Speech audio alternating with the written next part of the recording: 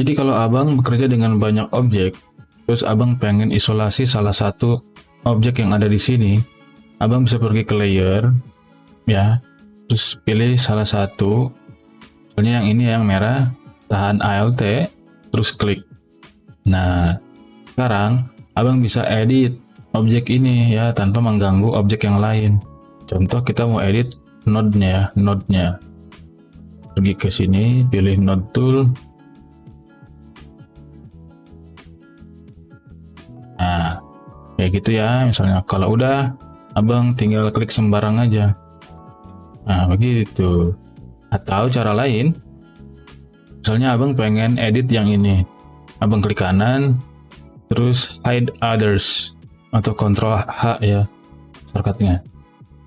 Nah, begitu ya. Nah, terus abang bisa edit lagi ya objek yang abang pilih.